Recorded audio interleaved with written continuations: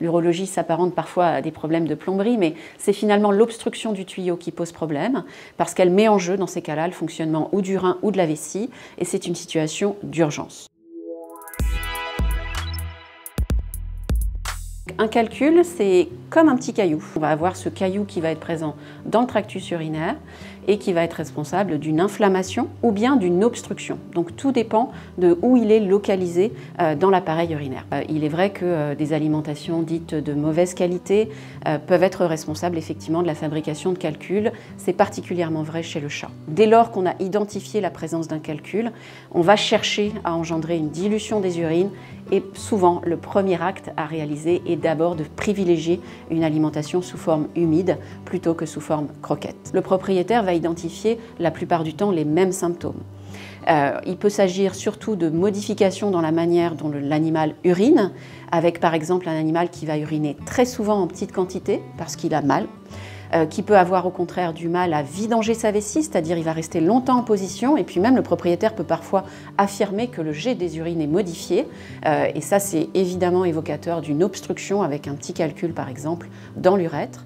Et il peut y avoir enfin la présence de sang. Donc le danger lorsqu'un animal souffre de calcul urinaire, il est surtout lié à l'obstruction et finalement à la migration du calcul, soit du rein vers les uretères, soit de la vessie vers l'urètre. Et c'est finalement, l'urologie s'apparente parfois à des problèmes de plomberie, mais c'est finalement l'obstruction du tuyau qui pose problème, parce qu'elle met en jeu dans ces cas-là le fonctionnement ou du rein ou de la vessie, et c'est une situation d'urgence. On peut parfois mettre en place des traitements curatifs médicaux, c'est-à-dire qu'on arrive réellement, véritablement à dissoudre un calcul par des médicaments et une alimentation dédiée.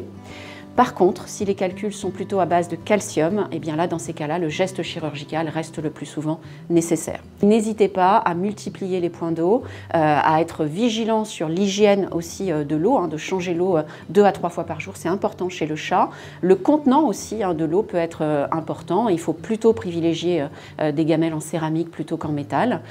Et donc ces petites techniques peuvent parfois permettre d'améliorer la prise hydrique. Mais c'est vrai que le recours à une alimentation humide, si l'animal l'accepte, est un élément vraiment important.